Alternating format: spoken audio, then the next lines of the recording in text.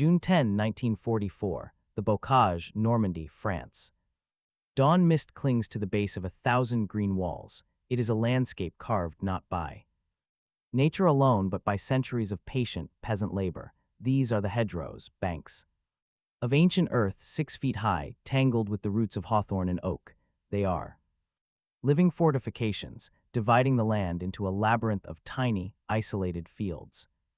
A German machine gunner from the 352nd Infantry Division wipes condensation from his MG-42. His position is perfect, invisible. From the sunken lane behind him, the only sound is the drip of dew from the leaves. He looks across the field, a perfect killing ground no larger than a city block. He knows what is coming. The Americans, they are in the next field, separated by this earthen rampart. He can hear the guttural rumble of their Sherman tanks, the frantic shouts of their infantry.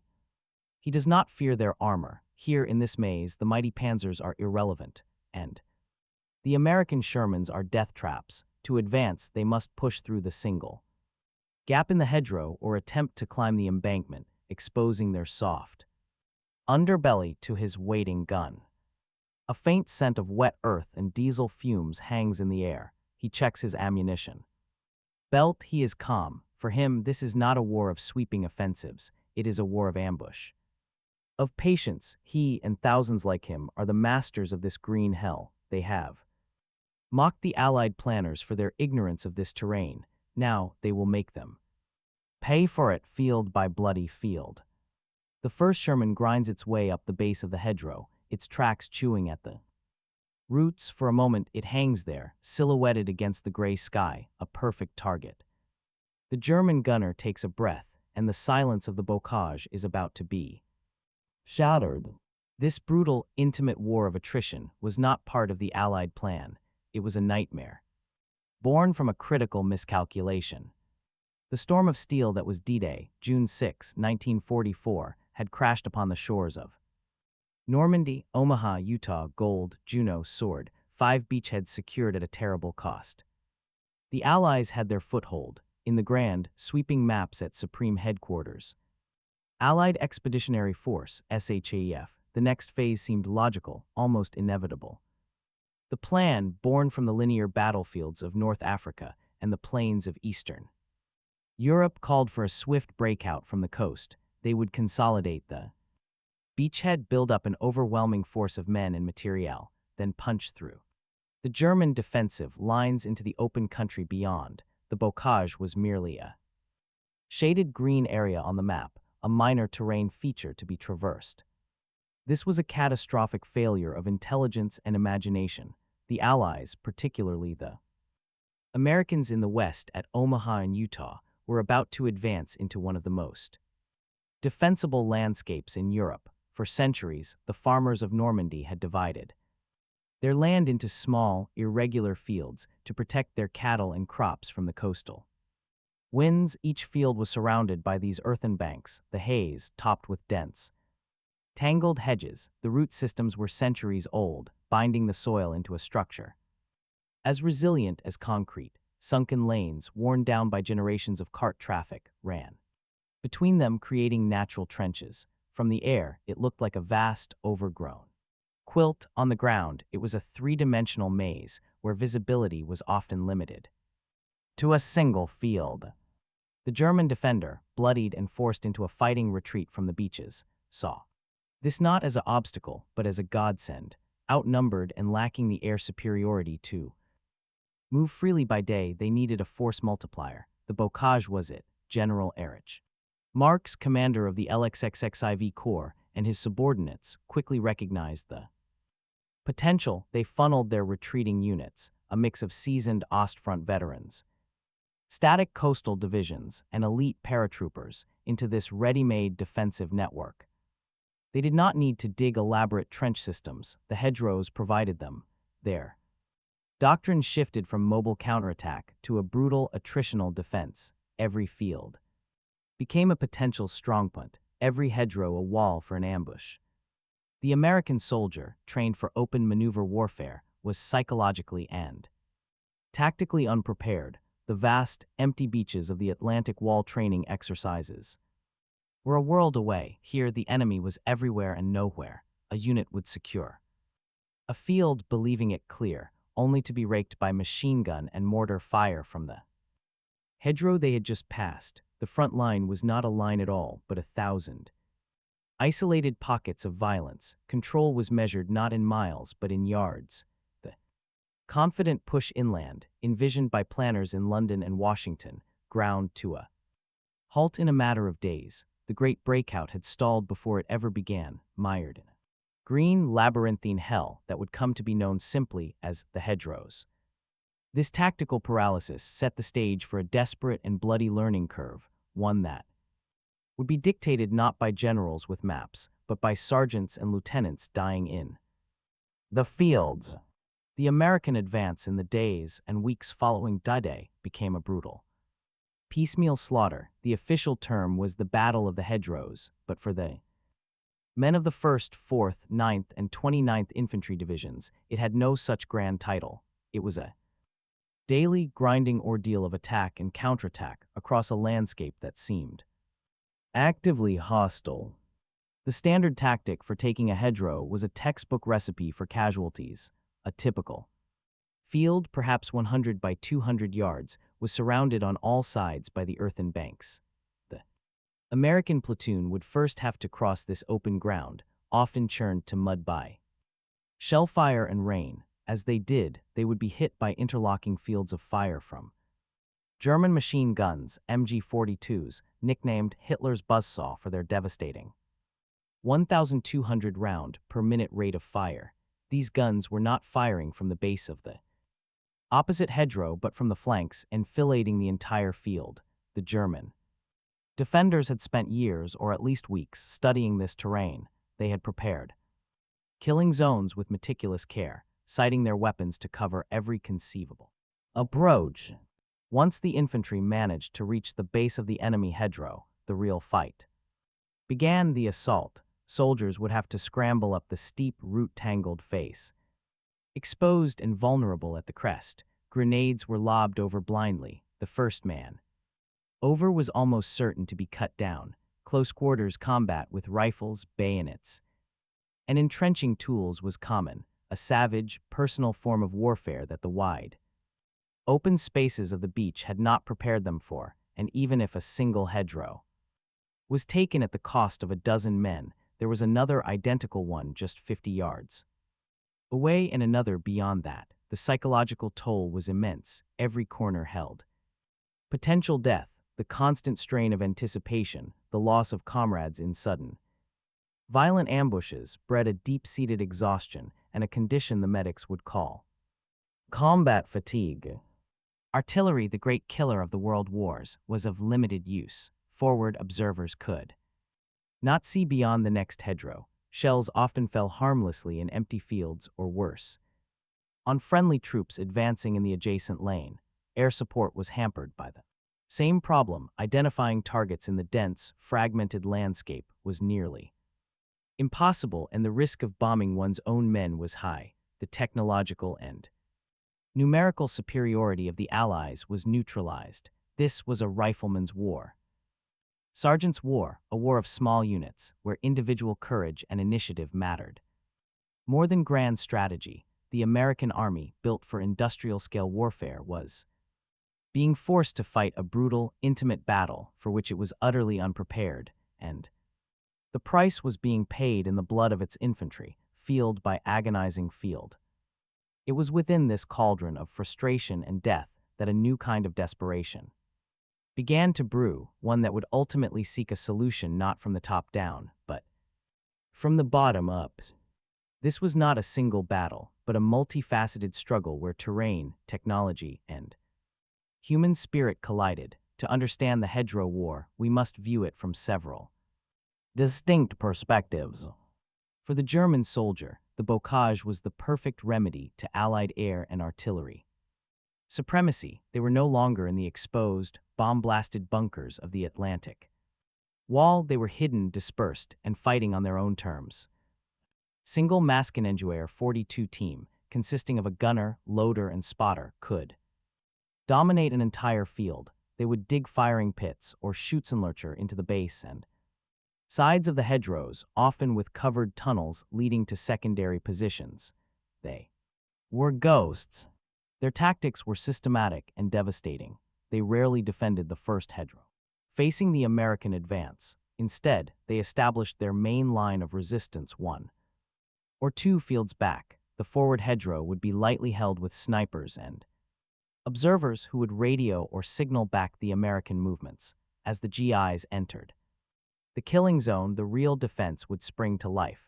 Machine guns from the flanks would rake the field. Pre-registered mortar and Nebelwerfer rocket fire would rain down, churning the ground and sowing chaos. They expertly used mouse-holing between fields, allowing them to move laterally, unseen, to reinforce threatened sectors or launch local counterattacks. They trapped the few gaps in the hedgerows with Schützenminen and attached teller mines to trees set to detonate at chest height. Their knowledge was local and intimate. They knew which fields were drainage ditches that would bog down tanks, which sunken lanes offered covered approaches. This mastery of the terrain bred a cold confidence. To them, the Americans were clumsy, predictable. They mocked the initial, futile attempts of Sherman tanks to climb the embankments, seeing them as slow, blind beasts offering their vulnerable undersides for easy killing. For weeks, the Bocage was their ally, a force multiplier that turned a tactical retreat into a strategic defensive victory in the making. But while the German defender felt like a master of his domain, his American counterpart was experiencing a very different reality, one of terror, confusion, and relentless pressure. For the GI, the Bocage was a claustrophobic nightmare. The world shrank to the size of a single field. The sky was a distant memory, obscured by a canopy of leaves and the ever-present threat of death. Every sense was assaulted. The smell was of damp earth, cordite, and the sweet, sickening odor of death. The sounds were the deafening ripping cloth burst of the MG-42, the crump of mortars, the sharp crack of a sniper's rifle, and the desperate shouts of medics. Their war was one of brutal, intimate violence, advancing through a gap or over. Hedgerow was an act of supreme courage. The first man was the point man, a role with a terrifyingly short life expectancy. They learned to throw grenades around corners, using the dense base of the hedgerow as a backstop, hoping to clear a German fighting pit on the other side. Firefights occurred at ranges of 20 yards or less. Identification was instant: kill or be killed. There was no front, no rear. A squad could be cut off and annihilated in minutes, their bodies unrecoverable for days. The psychological erosion was constant. Hedgerow jitters was a real and debilitating condition. Men jumped at shadows, flinched at the sound of a branch breaking. Sleep was a fleeting luxury, snatched in muddy holes, always with one ear open for the sound of an infiltration patrol. Leadership devolved to the lowest levels. Platoon sergeants and squad leaders, men in their early 20s, were making life-and-death decisions every hour. They learned to use covering fire more effectively, to coordinate with the few available mortars, to use smoke grenades to blind German machine gunners. But these were local solutions to a massive, systemic problem. The infantry was being bled white, paying for every yard of Norman soil with its blood, and it was clear that without a fundamental change in the tools of war, the advance would remain a slow, painful crawl towards stalemate. If the Bocage was hell for the infantry, it was a purgatory of vulnerability for the American tank crews. The M4 Sherman, the workhorse of the Allied armored forces, was designed for mobility and mechanical reliability. It was a good tank for the open plains of France that the strategists had envisioned. In the Bocage, it was a death trap. To advance, a Sherman had to approach a hedgerow. It had two choices, both bad. It could try to push through one of the pre-existing gaps. These were, without exception, covered by German anti-tank guns, like the high-velocity 75 Mpake 40 or Panzerfaust. Teams hiding in the foliage. The first tank through the gap would be instantly obliterated, its burning hulk blocking the passage for all behind it. Its other option was to attempt to climb the hedgerow. The tank would grind its way up The earthen bank, its tracks scrambling for purchase. As it climbed, its nose would point skyward, exposing the thin underside of its hull, a perfect target. At the moment it reached the crest, it would be balanced precariously, immobile for a few critical seconds. From the German perspective, it was a stationary target, its thinner side armor fully exposed, a single shot from a Panzerfaust, a cheap, disposable anti-tank weapon that every German infantryman seemed to have, could easily penetrate. A hit would often ignite the Sherman's onboard ammunition, resulting in a catastrophic explosion that rarely left survivors. The Germans grimly called them Tommy Cookers. Tankers felt blind and helpless. Their vision from within the steel coffin was limited to narrow periscopes and vision slits. They could not see the enemy until it was too late. Cooperation with infantry was difficult. The GIs could not stay close to the vulnerable tanks without being exposed to the blasts that destroyed them. The tank, meant to be a spearhead of assault, had been reduced to a slow, vulnerable pillbox or a flaming coffin.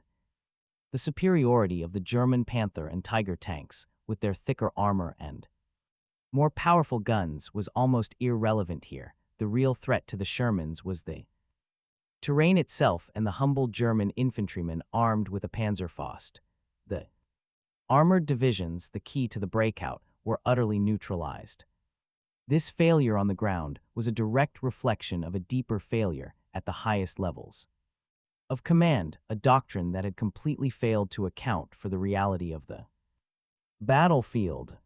At the command level, the stalemate in the Bocage represented a profound intelligence and doctrinal failure, the pre-invasion planning, encapsulated in vast logistical models and phase line maps, had been overwhelmingly focused on the amphibious assault and the initial beachhead consolidation. The terrain beyond the coast was studied from aerial photographs, but the three-dimensional, defensive reality of the Bocage was never fully grasped. It was seen as an inconvenience, not a primary strategic factor.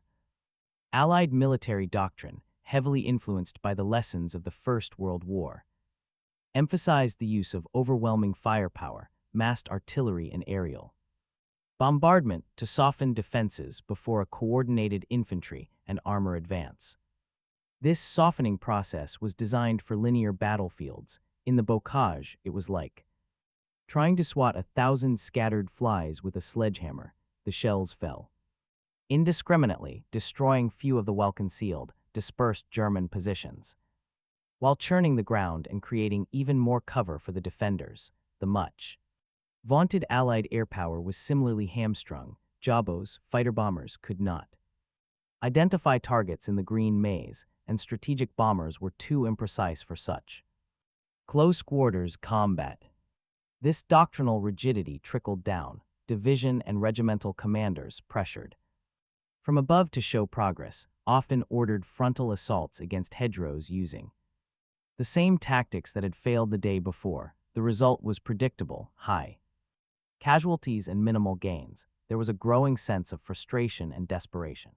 At every level, the American war machine, a marvel of industrial production and organizational scale, was being stymied by a problem that its prepackaged solutions could not solve. The initiative, for the first few critical weeks, had been ceded to the German defender. The plan had failed, and in its place, a grim war of attrition was taking root, threatening to bog down the entire Normandy campaign into a static, bloody replay of the Western Front the Allies had sought to avoid. While High Command grappled with the failure of its doctrine, the solution was being forged in the mud and blood of the front lines. The real innovation in the Bocage did not come from a general's tent, but from the desperate ingenuity of junior officers, non-commissioned officers, and enlisted men. They were the ones living the problem, and they began to experiment with local, brutal solutions.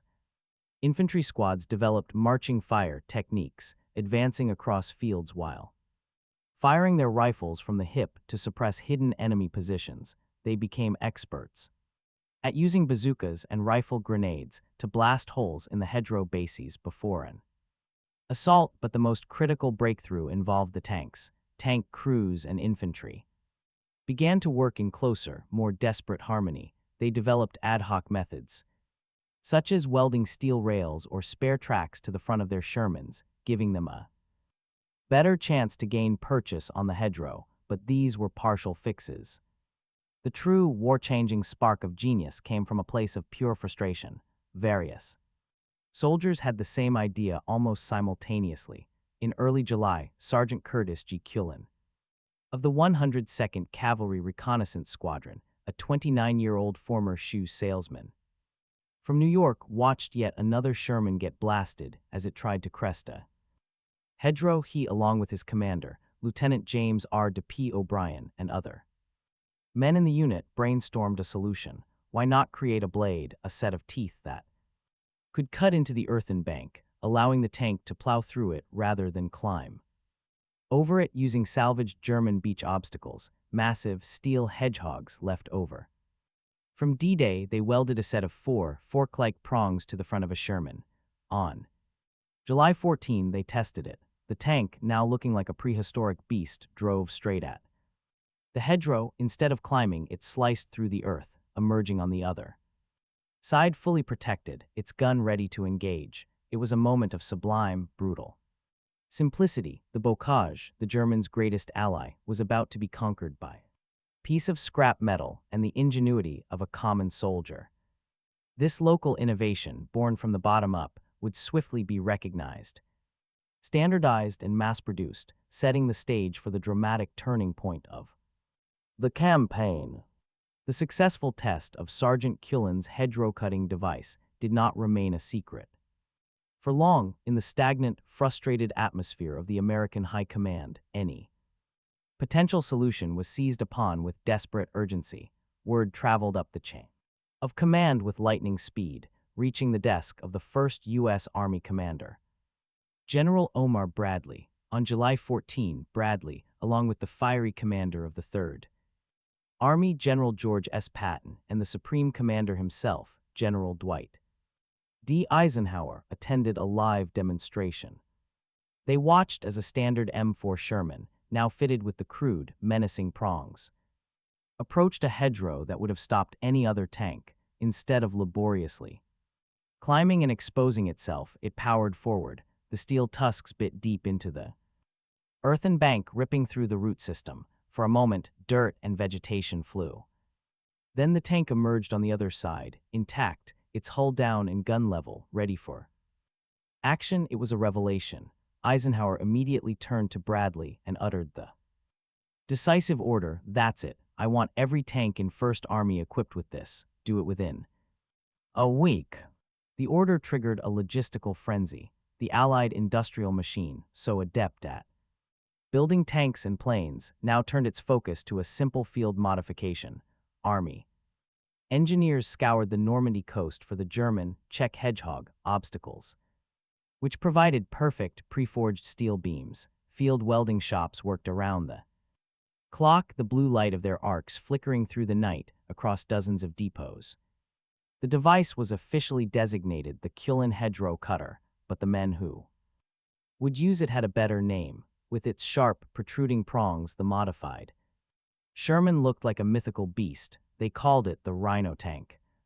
Within a matter of days, over 500 Shermans were converted. The transformation was not just technological, it was psychological. For the first time since entering the Bocage, the American tank crews felt a sense of agency. They were no longer passive victims of the terrain. They had a tool that gave them back the element of surprise that returned mobility and protection. The Rhino was not a complex weapon system, it was a key, and on July 25, 1944, that key was inserted into the lock of the German defensive line, ready to turn the tide of the entire campaign. The stage for this turning point was Operation Cobra, the long-planned breakout from the Normandy beachhead. The plan was audacious, a massive, concentrated aerial bombardment would pulverize a narrow section of the German front near the town of St. Lo, creating a gap through which the Rhino-equipped infantry and armor would pour. But the true genius of Cobra was not just the bombardment, it was the integration of this simple, grassroots innovation into the core of the battle plan, the Rhino tanks, would allow the advance to maintain its momentum, to bypass strongpoints, and to shatter the German defensive system from within. The hour of the Rhino had come.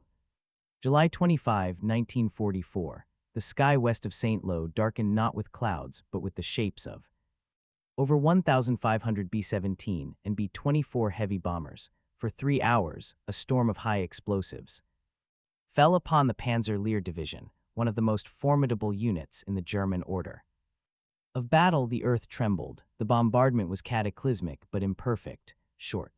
Rounds fell on American positions, causing tragic casualties, including the death of Lieutenant General Leslie McNair. The German front lines were shattered but not annihilated. Dazed survivors, many driven insane by the concussive hell, emerged from their shattered dugouts to man their weapons. They expected the old, predictable American tactic, a slow, grinding infantry advance through the moonscape.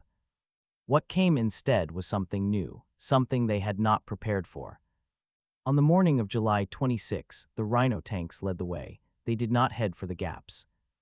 They did not attempt to climb the shattered, cratered hedgerows that still stood. They drove straight at them. The effect was psychological warfare, German machine gun teams positioned to cover the traditional lanes of advance watched in disbelief as Sherman simply bowled through the earthen walls that had been their fortress for weeks. A wall of dirt would erupt, and through it would emerge the silhouette of a tank, its rhino teeth caked with soil, already firing its main gun and machine guns. The tactical paradigm had been inverted. The bocage, once a defender's dream, became a trap for the Germans. Their carefully prepared killing zones were bypassed. Their flanks were turned without warning. A strongpoint that would have held up a battalion for a day could now be isolated and reduced by a company of infantry following in the wake of a Rhino tank that had simply created a new avenue of attack through an impassable field. The American advance gained a momentum it had never before possessed in Normandy. Infantry and armor, once divorced by the terrain, now operated in deadly synergy.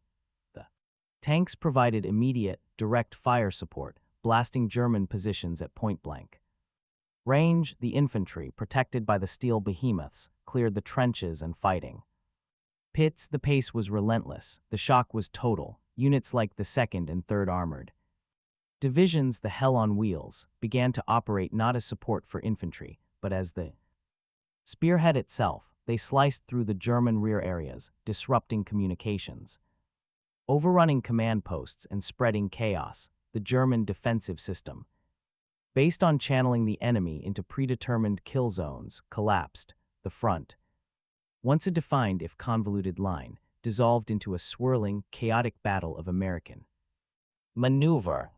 The master of the maze was now lost in his own labyrinth, hunted by a beast he had mocked, whose newfound ability to reshape the very terrain had rendered his every defensive plan obsolete.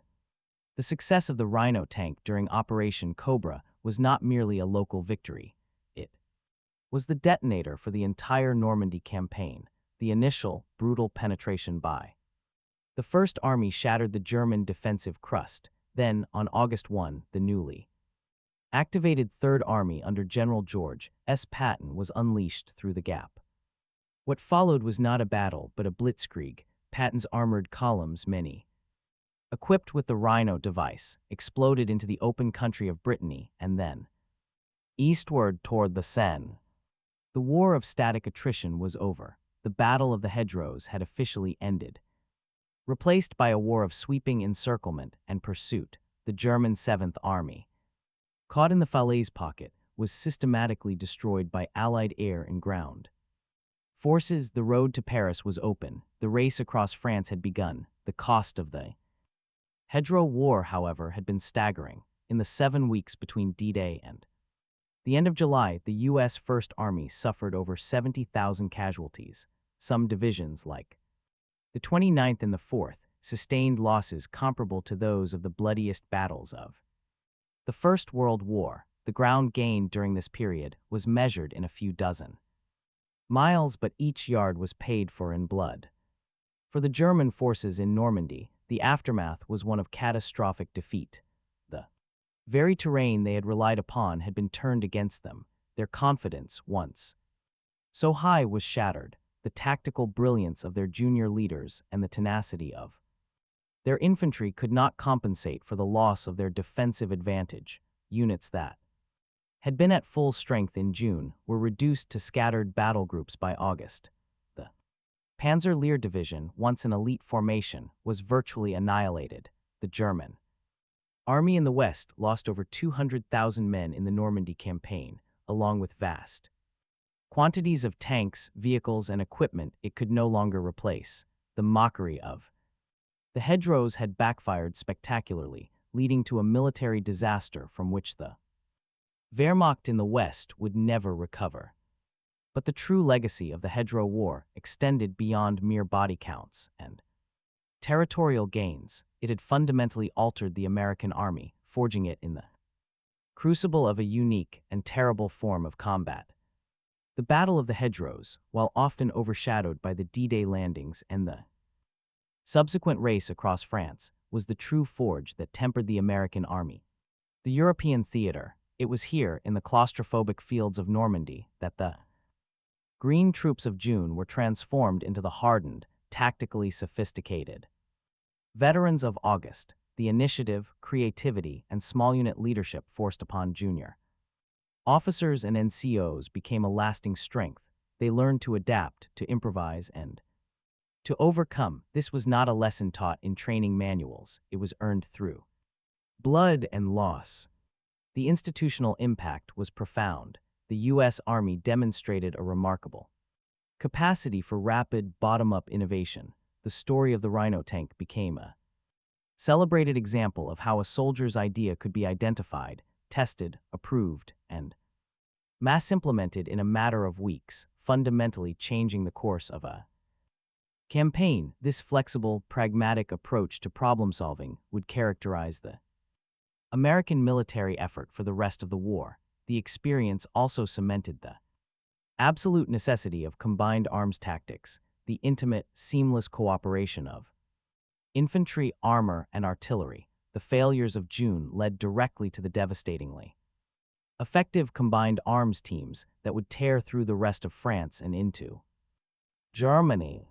For the individual soldier, the aftermath was a mix of grim satisfaction and profound trauma. They had conquered a hell they could never have imagined. The men who survived carried the memories of the Bocage for the rest of their lives. The sight of a comrade falling to a sniper, the smell of a burning Sherman, the sound of the MG-42, and the immense, weary relief of finally breaking out into the open country. They had been tested in one of the most tactically challenging environments of the war, and they had prevailed not through superior numbers alone, but through raw courage and a stubborn, innovative will to win. The Hedgerows had mocked them, and in response, they had cut them open, carving a path to victory through 1,000 fields of fire. This hard-won victory, born from desperation and ingenuity, left a legacy that resonates far beyond the final tally of gains and losses. The story of the Hedgerows is a profound lesson in the dialogue between man and the land. It is a reminder that terrain is not merely a backdrop for war, but an active, decisive participant. For a few critical weeks in the summer of 1944, a landscape shaped by centuries of pastoral life dictated the terms of battle to a modern, industrial-age army. It forced a confrontation not of machines, but of wills. The German confidence, their mockery of the Allied predicament, was not born of arrogance alone, but from a clear-sighted understanding of the tactical advantage the Bocage bestowed. They became one with the maze, their defense a masterful symphony of concealment and ambush. Yet their mastery was ultimately brittle, reliant on the enemy's inability to change the rules of the game. The American response, a desperate grassroots innovation born in the mind of a sergeant, did more than just modify a tank. It changed the very grammar of the battle. The Rhino was a simple, almost crude answer to a complex problem, but its power was transformative. It turned walls into gates and a defender's fortress into a hunter's forest. In the end, the struggle for the hedgerows stands as a timeless testament to human ingenuity in the face of adversity. It underscores that the most potent weapon in any conflict is not always the most powerful gun or the thickest armor, but the adaptive mind, the will to look at an immovable object and not just see an obstacle, but to envision a path through it. The green, sunken lanes of Normandy, now peaceful and quiet, remain a silent monument to this truth, a place where the course of history was altered not by a grand strategic decree, but by the spark of an idea in the mud and the courage to see it through.